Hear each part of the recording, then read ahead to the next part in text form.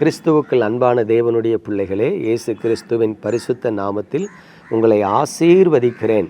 கிருபையானது தலைமுறை தலைமுறையாய் உங்கள் வாழ்க்கையில் பெருகுவதாக.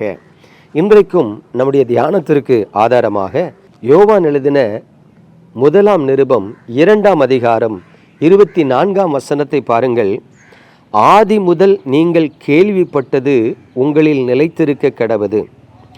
ஆதி முதல் நீங்கள் கேள்விப்பட்டது உங்களில் நிலைத்திருந்தால் நீங்களும் குமாரனிலும் பிதாவிலும் நிலைத்திருப்பீர்கள்.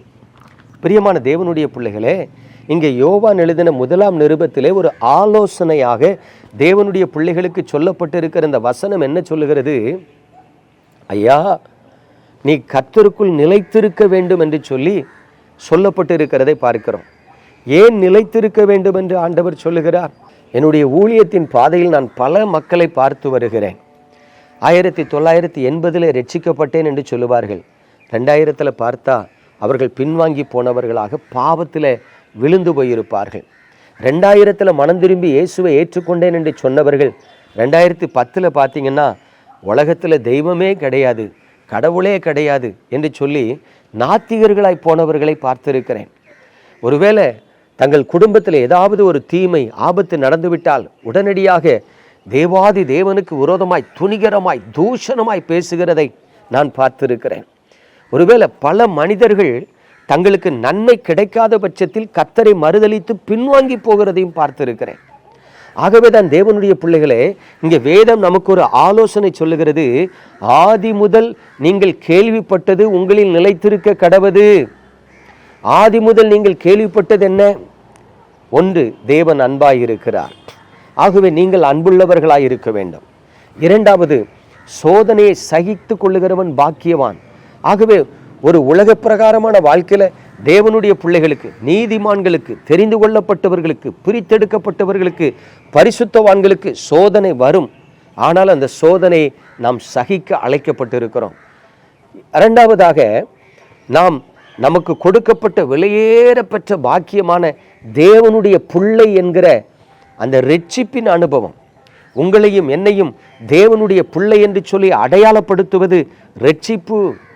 அந்த பாவ மன்னிப்பின் நிச்சயம்தான் நம்ம இந்த உலகத்தில் பரிசுத்தவான்களாய் மாற்றுகிறது, நீதிமான்களாய் மாற்றுகிறது, அப்பழுக்கற்றவர்களாய் மாற்றுகிறது, தேவனுடைய சாயலை பெற்றுக்கொண்டவர்களாய் மாற்றுகிறது, தேவனுடைய தற்சுரூபமாக நம்மை மாற்றுகிறது.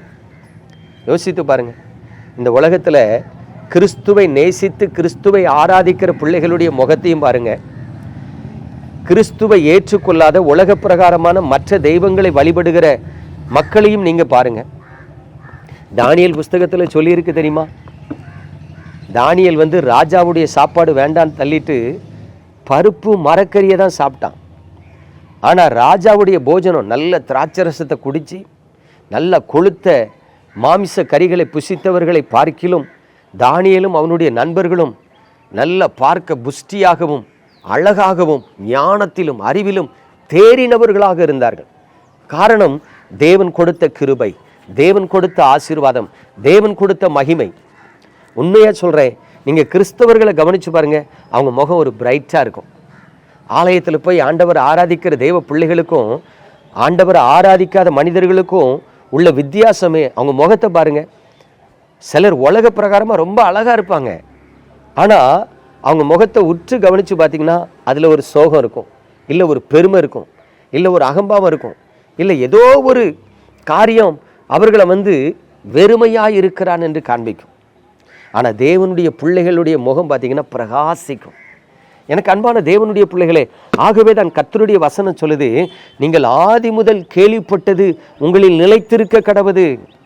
பரிசுத்த வாழ்க்கையில் நிலைச்சிருங்க, கீழ்ப்படிதலில் நிலைச்சிருங்க, மனம் திரும்புகிறதுல நிலைத்திருங்க, ஒருவருக்கொருவர் அன்பு செலுத்துகிறதுல நிலைத்திருங்க, மனத்தாழ்மையாய் வாழ்கிறதுல நிலைத்திருங்க. அப்பொழுதுதான் நீங்கள் இயேசு கிறிஸ்துவிலும் நம்முடைய பிதாவாகிய தேவனிலும் நிலைத்திருப்பீர்கள் என்று வேதம் சொல்லுகிறது. இந்த நாட்களில் நான் ஒரு ஆலயத்துக்கு போயிருந்தேன், ஒரு 3 மாதத்துக்கு முன்பு. அங்கே அந்த சபையை நடத்துகிற தேவ மனிதனை பார்த்த பொழுது மைக்கை பிடிச்சிட்டு அவர் பேசும் பொழுது அந்த ஜனங்கள்கிட்ட கொஞ்சம் அடிக்கடி கசந்து கொண்டார், எரிச்சல் அடைந்தார்.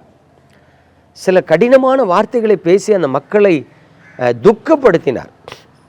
அதாவது ஆவிக்குரிய அன்பினால் அவர்கள் மேல் கடிந்து கொள்ளுகிறத நான் சொல்லலை, அற்பமாக நினச்சி பேசுகிறத அவரிடத்துல பார்த்தேன். அவர் பேச்சில் ஒரு வித்தியாசம் தெரிஞ்சது, அவர் பேச்சில் ஒரு பெருமை தெரிந்தது, அவர் பேச்சில் ஒரு அசட்டைத்தனம் தெரிந்தது.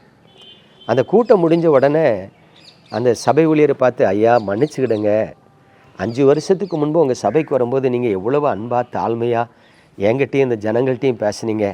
ஆனால் இப்போ நீங்கள் நடந்து கொள்ளுகிற முறையை பார்க்கும் பொழுது உங்களிடத்தில் கர்த்தர் இல்லை என்பது போல் தோன்றுகிறது, அல்லது நீங்கள் கர்த்தருக்குள் இல்லை என்பது போல தோன்றுகிறது என்று சொல்லி நான் சொன்ன உடனே அவருடைய முகம் அப்படி மாறிட்டு அப்படியே தலையை குனிஞ்சிட்டு, சாரி பிரதர் தெரியாமல் பேசிட்டேன் அப்படின்னார்.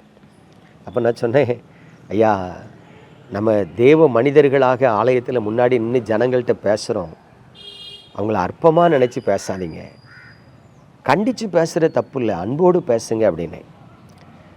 தப்பு தான், நான் தப்பு பண்ணிட்டேன் அப்படின்னார். அதற்கு பிறகு தான் அந்த சபையில் உள்ள ஒருவர் என்னிடத்தில் பேசும்பொழுது சொன்னார், அவருடைய மகனுக்கு அமெரிக்க தேசத்தில் வேலை கிடச்சி கை நிறைய சம்பளம், வீட்டுக்கு லட்சங்களில் பணத்தை அனுப்ப ஆரம்பித்த பிறகு இந்த மனிதனுக்குள்ளே பெருமை வந்தது. பெருமை வந்த பிறகு பார்த்திங்கன்னா, ஒவ்வொரு நாளும் காலையில் 5 மணிக்கு ஆலயத்தில் வந்து முழங்கால் படிட்டு ஜெபிக்கிற மனிதன் 7 மணிக்கு ஆலயத்துக்கு வருவாராம், 5 நிமிஷம் கூட ஜெபிக்க மாட்டாராம். பாருங்கள், கர்த்தரை விட்டு அப்படி பின்வாங்கி இருக்கிறார். அதனால தான் வேதவசனம் சொல்லுது, ஆதி முதல் நீங்கள் கேள்விப்பட்டது உங்களில் நிலைத்திருக்க கடவது. பிரியமானவர்களே, கர்த்தருக்குள் நிலைத்திருப்பீர்களா? அப்பொழுது நீங்கள் ஆசீர்வாதமாக இருப்பீங்க. நம்ம ஜெபிப்போமா? எங்கள் அன்பின் பரலோக தகப்பனே, பரிசுத்தமான இந்த நல்ல காலை பொழுதிலும் கிருபையுள்ள உமது கரத்தில் உமது பிள்ளைகளை தருகிறேன். நாங்கள் உம்மை விட்டு பின்வாங்காதபடி, நாங்கள் வஞ்சிக்கப்பட்டு விழுந்து போகாதபடி, ஆண்டவரே நாங்கள் உமது பரிசுத்த நாமத்துக்கு விரோதமாய் பாவம் செய்யாதபடி உம்மில் நிலைத்திருக்கிற ஒரு பாக்கியத்தை எங்களுக்கு தாரும். உம்மை நேசிக்கிற பிள்ளைகள், விசுவாசிக்கிற பிள்ளைகள், உம்மை தேடுகிற பிள்ளைகள், ஆண்டவரே உம்முடைய வார்த்தைகளை தியானிக்கிற பிள்ளைகள் ஒவ்வொருவரும் தாங்கள் கேட்ட சத்தியத்தை விட்டு விலகாதபடி அதில் நிலைத்திருக்க கர்த்தர் கிருபை செய்வீராக. உங்கள் நாமத்தில் ஜெபிக்கிறேன், உங்கள் நாமத்தில் ஆசீர்வதிக்கிறேன், உமது அன்பின் பலத்த கரத்துக்குள் ஒப்பு கொடுக்கிறேன். கிருபா, என் தேவன் உன்னை நினைத்திருக்கிறார். நீ சில நேரங்களில் தேவ சமூகத்தில் கண்ணீர் வடிக்கிறதை அவர் பார்க்கிறார். உன் கண்ணீரை காண்கிறேன், சீக்கிரத்தில் உனக்கு நன்மை செய்வேன் என்று சொல்லுகிறார். ஆண்டவரே, நீர் உமது பிள்ளைகளை ஆசீர்வதித்து மேன்மைப்படுத்த இயேசு கிறிஸ்துவின் அன்பின் நாமத்தில் ஜெபிக்கிறேன் நல்ல பிதாவே, ஆமென்.